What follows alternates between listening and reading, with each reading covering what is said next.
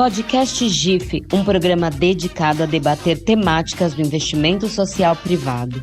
A série especial Avaliação traz para a conversa as experiências e o potencial das práticas de monitoramento e avaliação para aprimorar as ações dos investidores sociais no país.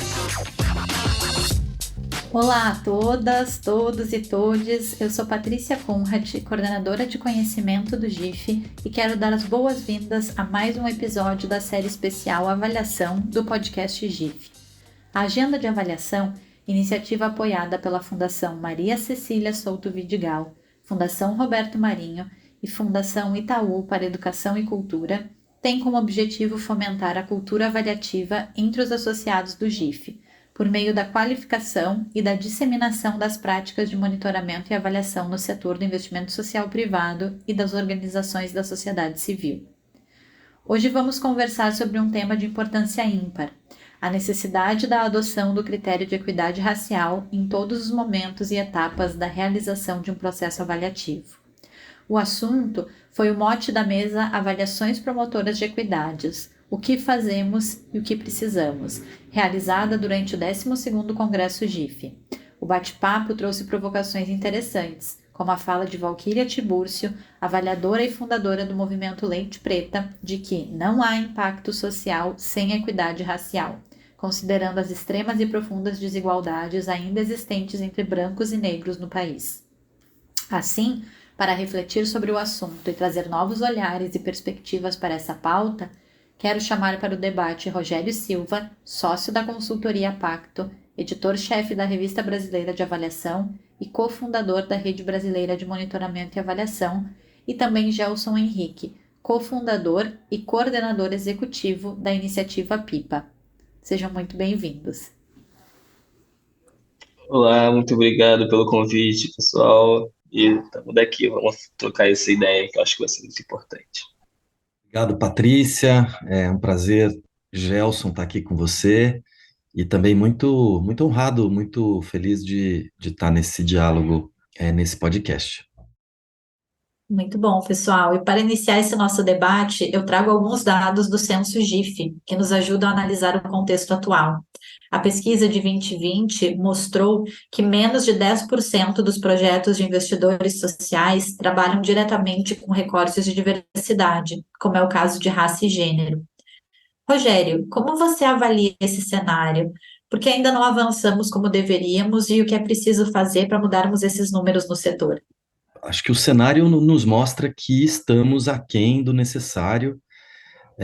Eu penso que se o investimento social privado deseja estar na vanguarda de mudanças sociais e ambientais que são fundamentais ao Brasil, é preciso fazer mais e é preciso fazer mais rápido, tanto nas estratégias de doação e de ação direta, quanto nas estruturas organizacionais, né? Sobretudo no topo da hierarquia, nos conselhos, né? No centro das organizações. Não há outra opção. Os dados mostram também como, ao longo da história do Brasil, é baixa a velocidade de resposta das instituições ao racismo e às suas consequências. A resistência explícita em alguns casos, velada em outros, produz uma imensa letargia nas instituições brasileiras, como demonstram os dados, as posições das pessoas, a renda, né? E como demonstram as análises de inúmeros autores, né, que se dedicam a estudar o racismo e os seus efeitos. Mesmo à luz de tantas demandas que reconhecemos, de tantas proposições que estão em curso, mesmo sob a pressão jurídica legal que já define, né, o crime implicado no racismo e o direito, né, por outro lado, a que precisa ser assegurado, as respostas do setor privado ao tema, e aí incluindo o investimento social privado, é lenta, é paciente demais, e isso merece atenção. Perfeito, Rogério. Como você bem disse, não é apenas uma questão de recorte, né? Mas é a perspectiva da ação que a gente precisa mudar.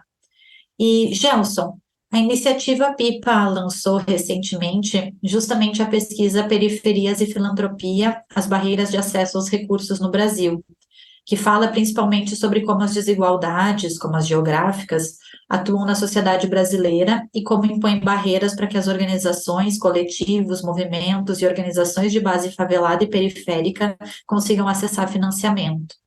De acordo com o estudo, 95% das organizações pesquisadas relataram encontrar dificuldades para acessar financiamento para os seus projetos. Os dados da pesquisa reverberaram, inclusive, em várias mesas e debates do Congresso, o que mostra a relevância de um estudo como esse.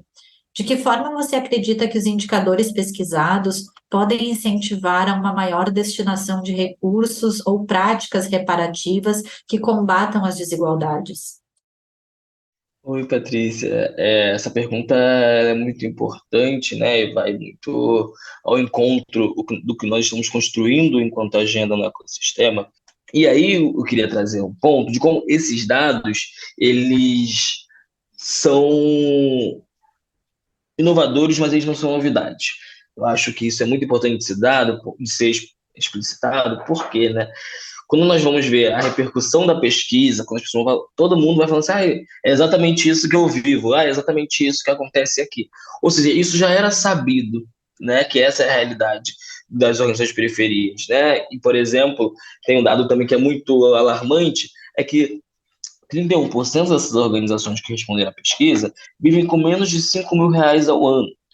Então, isso é um ponto que é uma realidade brutal do ecossistema que não estava sendo vista até o momento. E isso não foi visto, não foi por conta que a Pipa teve uma super ideia de super inovação para fazer essa pesquisa.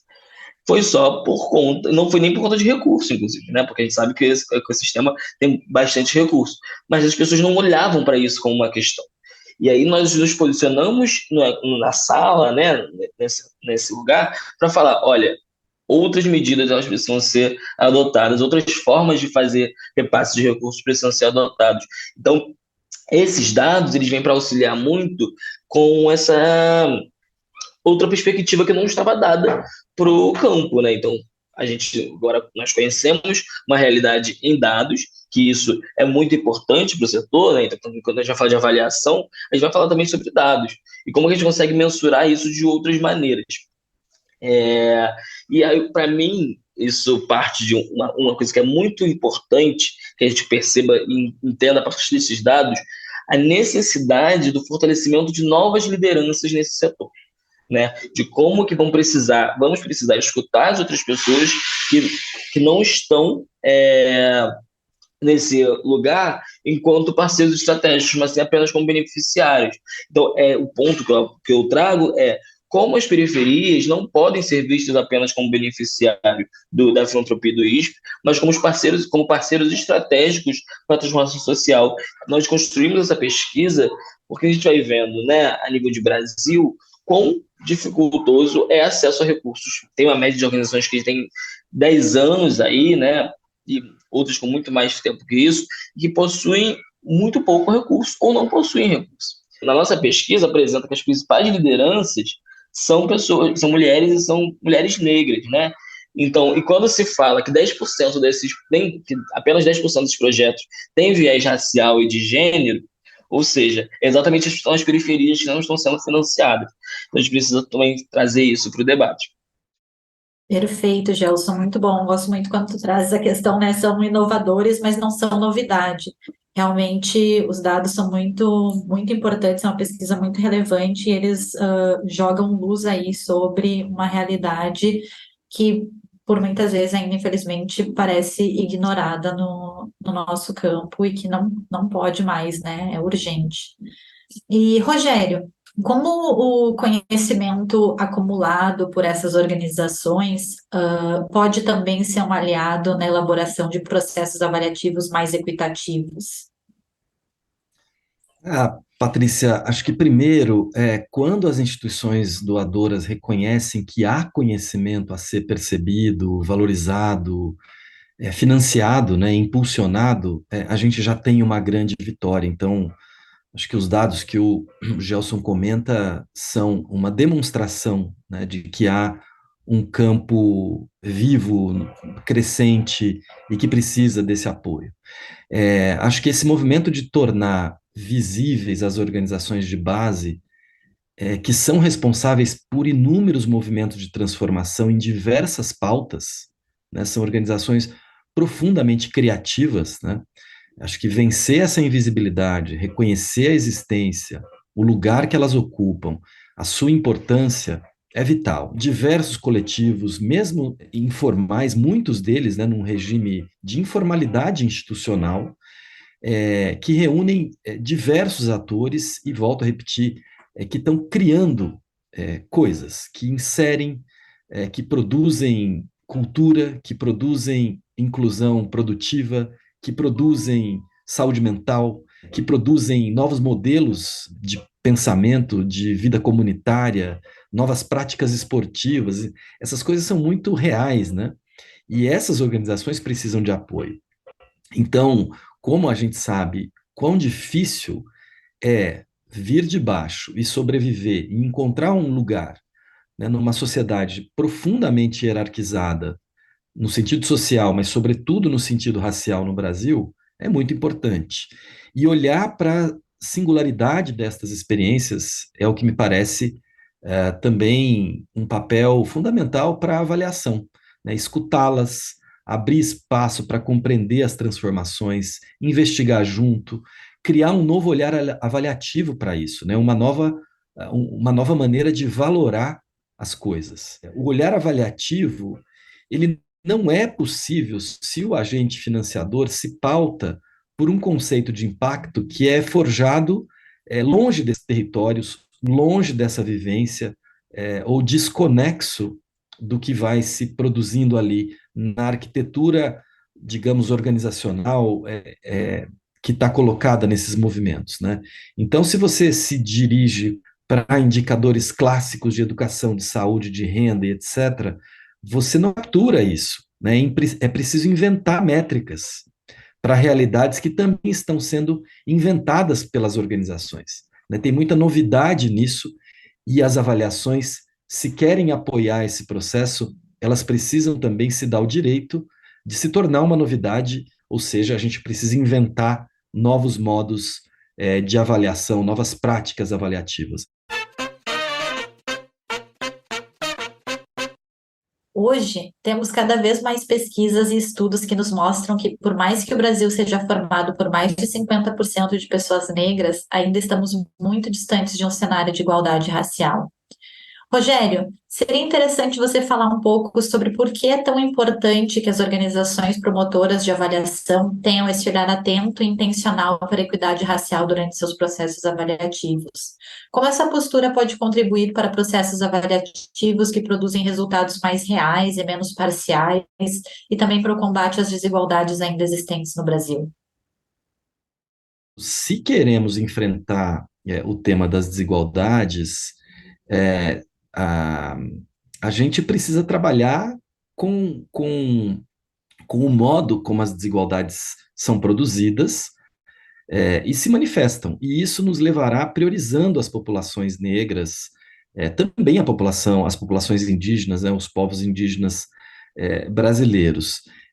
E isso se conecta com a formulação das ações, com o desenho dos projetos, com a escolha dos investimentos. Acho que todos temos uma ideia a esse respeito. Agora, na avaliação, há algumas perguntas que sempre precisam ser feitas.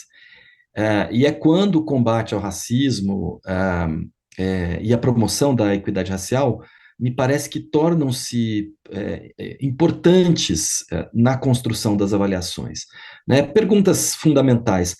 Para quem o projeto, as ações, a política foram desenhadas, né? Então, a quem elas se destinam?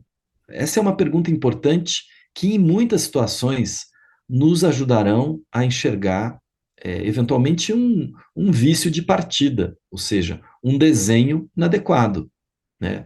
Uma ação direcionada a um público não prioritário. Quem foi privilegiado pelas ações? Quem foi alcançado pelas ações? Quem aderiu às ações? Né? De que modo elas estão funcionando? Mais uma vez, né, a gente está falando da conexão entre a oferta e a demanda, entre a oferta e a necessidade. É um tema muito importante esse nas avaliações.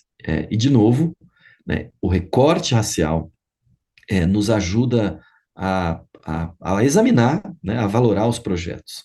E, finalmente, quais efeitos as ações tiveram? Elas alteraram as condições de vida das pessoas, e, nesse sentido, as ações tiveram efeito na vida de quem mais precisa, né? São perguntas de resultado ou de impacto, né? Por isso, o tema de avaliação se conecta tão profundamente com a agenda de combate ao racismo.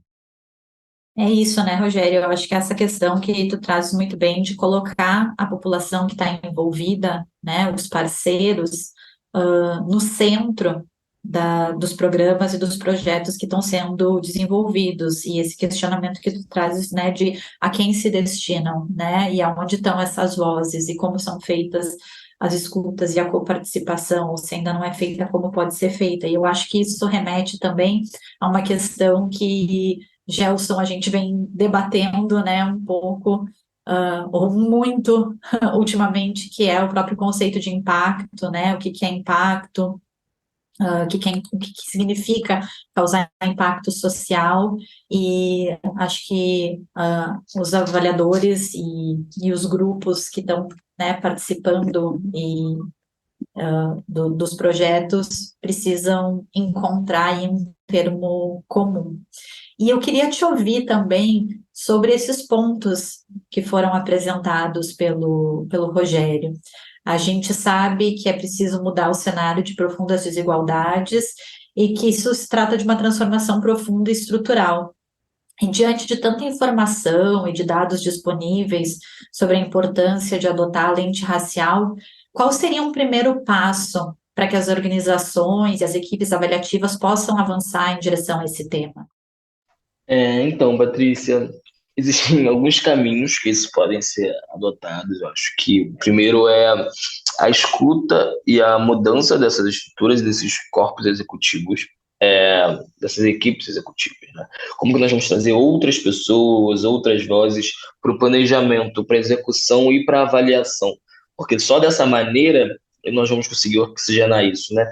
E aí, quando você traz, né, e o Rogério pauta muito sobre as desigualdades estruturais, né, o racismo estrutural e tudo mais, eu acho que é muito importante nos atentarmos que o estrutural começa por pessoas, né? Ele é executado e reformulado por pessoas. Então, como que a gente precisa pensar a mudança desse ecossistema a partir das pessoas?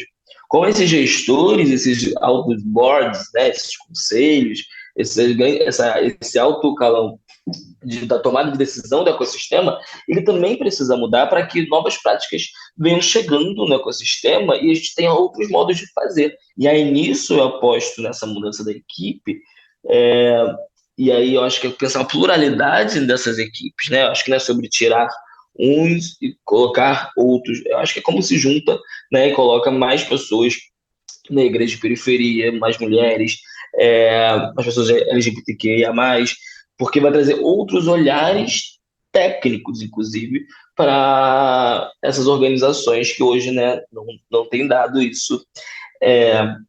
Então, para mim, isso a gente constitui novas metodologias, né? Quando a gente vai pensar mudanças metodológicas de avaliação de impacto, por exemplo. O que é um impacto? Né? O que é essa avaliação que está dada hoje? Eu tenho certeza que todas as organizações de periferias, elas passam por processo de avaliação do próprio território. É isso, não tem como você fazer qualquer ação que você não tenha que dar conta para as pessoas que ali moram do que está acontecendo, por que está acontecendo e como está acontecendo. Então já existe o processo de avaliativos nessas organizações. Não necessariamente está entendendo, mensurando o impacto dado que está tendo como centralidade hoje. Por isso que a gente precisa debater outras formas de mensurar esses impactos, né? Como que a gente não vai ser apenas sobre o número, mas qual vai ser a efetividade disso. Porque muitas das vezes, inclusive, e nós vemos, podem existir diversos números que o impacto ele não está sendo efetivo, né? Em tese, o impacto 100 pessoas, mas impacta como? Como você impacta se 10% apenas 10% dos projetos, né, segundo a pesquisa do Censo Gênero, fala de raça e gênero? E se você não fala de raça e gênero no Brasil, tem alguma coisa errada. Como nossos convidados já comentaram em suas falas, a temática da avaliação não caminha sozinha e se relaciona com múltiplos aspectos, desde a forma como os processos avaliativos são pensados e conduzidos, a constituição das equipes de organizações avaliadoras e executoras de projetos, bem como a própria estrutura e dinâmica social onde a ação em questão é desenvolvida. Hoje, ao menos 56% da população se declara preta ou parda. Porém, a representatividade é ainda um grande desafio, já que esse grupo enfrenta mais barreiras e dificuldades para acessar os mesmos espaços que as pessoas brancas. Tudo isso nos remete aos compromissos que o investimento social privado, empresas e também o poder público podem e devem assumir, visando a construção de um futuro menos desigual, socioeconomicamente falando, e mais sustentável ambientalmente.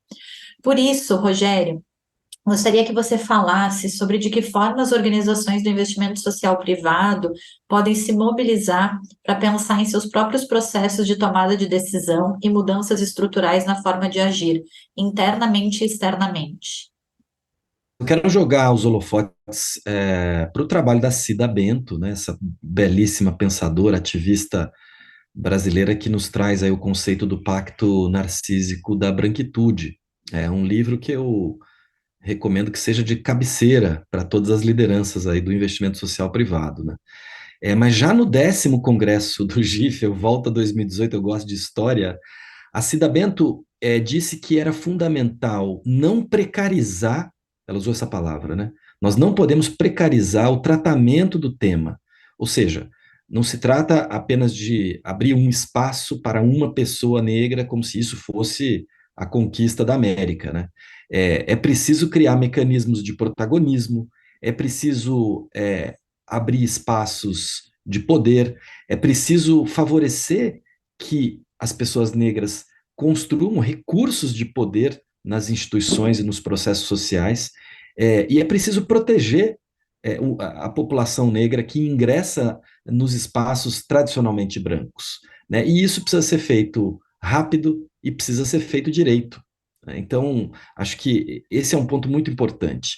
E agora, no 12º Congresso, né, a Cida voltou ao tema, dizendo a gente precisa avançar na representatividade, porque ela ainda é baixa, como o Gelson marcou.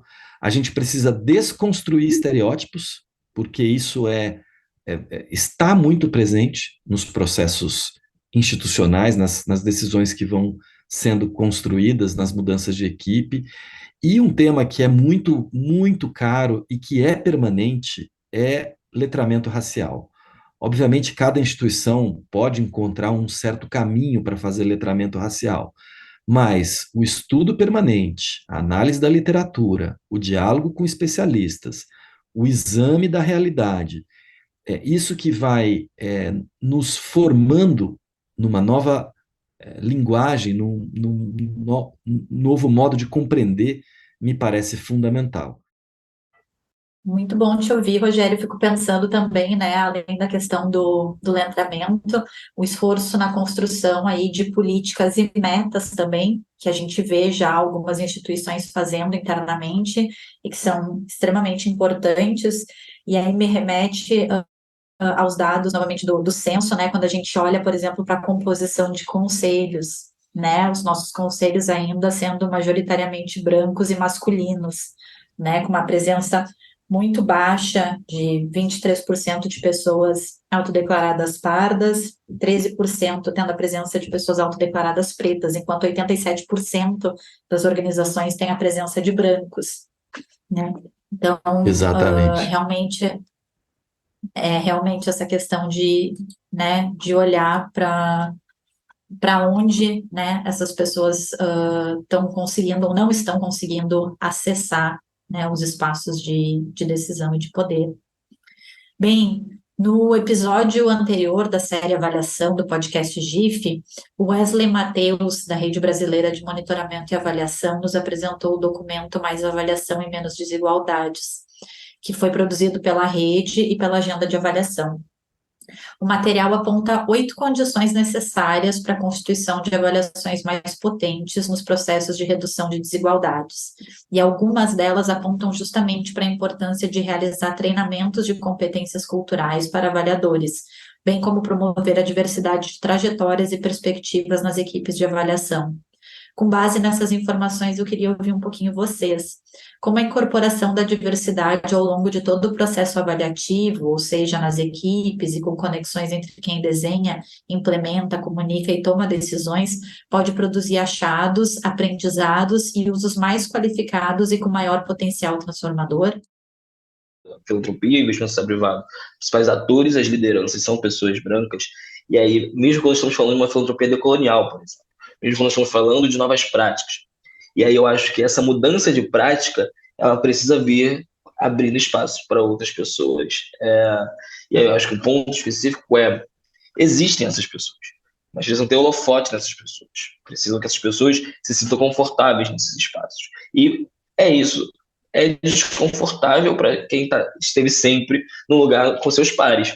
Estar, né, num lugar que tem pessoas com outras opiniões e sobre o que é filantropia e sobre como deve ser financiamento, isso vai ser desconfortável, mas precisa ser feito se queremos avançar enquanto setor. Então, esse é um ponto. Mas, para mim, não é sobre apenas pluralidade na equipe, só sobre trazer mais pessoas negras, né? Eu acho que é como que a gente consegue trazer mais pessoas, mas como a gente vai reformular essas concepções, né, de como a gente entende as avaliações, né? Porque como as periferias, aí de novo, eu volto e reafirmo isso, nadam de braçada em avaliação, porque nós sabemos o que nós fazemos, nós precisamos dar conta do que estamos fazendo para diversas pessoas, né? E isso é por conta de quê? Porque nós fazemos trabalho coletivo. Eu estou, né, aqui falando, mas eu não estou aqui sozinho, né? Tem um monte de gente produzindo conhecimento junto comigo. Tem muita gente trabalhando e debruçando dia e noite sobre essa pauta, né? Eu acabo sendo esse porta-voz nesse momento aqui, mas em outro momento vai ser outra pessoa que vai precisar também dar conta para outros atores. Então, não é só sobre ter pessoas, isso é imprescindível, precisa ter, mas não pode ser uma coisa vazia, né? Não pode ser tipo, temos uma pessoa negra aqui e damos conta da pluralidade, né? Então, eu acho que, para além da pluralidade da equipe, eu acho que a gente precisa se reformular dessas concepções e pensar como a gente desenha esses processos avaliativos de maneira efetiva. Entender, inclusive, que falar de avaliação de impacto em Belfort Roxo é uma coisa, e falar de avaliação de impacto em Morro do Chapéu, na Bahia, é outra completamente diferente. E precisamos estar abertos a isso, porque senão, se for partir da unidade, do tipo, esse é o método avaliativo, nós já vamos estar começando falhando, né? Eu acho que a gente precisa falar dos métodos avaliativos que nós construímos com o território que nós estamos querendo financiar, porque eu acredito que da gente é de baixo que vai vir, de baixo no sentido do chão do território, né, das periferias, que vai vir a resposta do que está sendo efetivo ou não, porque senão a gente vai continuar reproduzindo uma lógica que está historicamente no Brasil, né? Concentração de recursos em organizações que não têm trabalho necessariamente efetivo nas bases, enquanto organizações de base que têm um trabalho efetivo e relevante não possuem financiamento. Acho que a ideia da gente tratar as coisas no plural, né? Avaliações, modelos avaliativos, alternativas, acho que está na raiz aí de uma certa solução metodológica, né? E por que é melhor, né, ser mais diverso, né? Porque é de verdade, né? Porque é mais de verdade. Quanto mais diverso, mais de verdade. Quanto mais branco, mais de mentira, né? Quanto mais branco, mais frágil, mais parcial, mais pobre eticamente, esteticamente, né? Quanto mais branco, menos brasileiro, né? E acho que nisso caberia um ponto final, né? É um tema meio ontológico, né? Ou seja, acho que a propriedade mais elevada da realidade é a sua diversidade, né? Portanto, acho que a gente não pode, em nenhuma hipótese, trabalhar com uma interpretação válida da realidade quando ela é forjada por um oceano de branquitude ou em um oceano de branquitude, né? Isso é pensamento totalitário, é pensamento supremacista, A Constituição Federal Brasileira assegura a nossa mais ampla diversidade. E nesse sentido, toda segregação é criminosa, né? Além de ser um enorme atestado de pobreza de espírito, né? De miséria ética, que marca, né, a sociedade brasileira ao longo da sua história. Então, o tema da diversidade, é, ele é um tema indissociável da realidade. E se as avaliações que fazemos estão, de fato, interessadas na realidade, não há como elas serem produzidas que não seja em um pensamento diverso, em um pensamento plural, com equipes plurais, com profunda atenção à marca racial que caracteriza as desigualdades no Brasil. E, ao mesmo tempo, com profunda atenção ao fato de que só por meio da diversidade, só por meio da promoção da equidade racial e só combatendo o racismo é que a gente vai encontrar saídas efetivamente democráticas e asseguradoras de direito para todos e para todas os brasileiros. Gente, excelente a nossa conversa. Poderia ficar aqui mais horas e horas com vocês, mas, né, infelizmente fica por aqui nosso papo de hoje. E apesar de ter chegado ao fim, a gente sabe que esse assunto é super complexo e que precisa de todos os canais possíveis de discussão para que possamos avançar no desafio da igualdade racial. Eu gostaria de agradecer a participação do Rogério e do Gelson, que trouxeram perspectivas fundamentais e nos deixam aqui provocações, né, e muita coisa para a gente pensar. Eu que agradeço o convite também, Patrícia. Coloco a minha iniciativa à disposição de construções possíveis e como a gente vai buscando cada dia mais o ecossistema que nós acreditamos que faça sentido para o todo e para o coletivo. Gostaria de divulgar as nossas redes sociais, né, Iniciativa Pipa no Instagram e no LinkedIn, para vocês ficarem por dentro do que estamos construindo, do que estamos movimentando e colocando à disposição também para novas construções e olhares para esse campo. Obrigado, gente. Foi um prazer, Rogério. Prazer todo meu, Gelson. Uma alegria estar aqui, agradecendo também a Patrícia, ao GIF pela iniciativa. E também, enfim, primeiro colocando a Revista Brasileira de Avaliação, da qual eu sou editor, à disposição para debates, para publicações que tratem do tema da avaliação associada à questão da promoção da equidade racial e do combate ao racismo, e também me colocar à disposição como um membro da Pacto de outros diálogos, de processos formativos, de novas publicações que são tão necessárias para que a gente construa práticas avaliativas inclusivas e sigamos produzindo as mudanças das quais nós tanto precisamos. Obrigado. Obrigada a vocês e também aproveito o espaço para convidar a todos e a todas que acompanhem os próximos programas e as novidades da agenda de avaliação do GIF pelo site avaliação.gif.org.br. Até mais!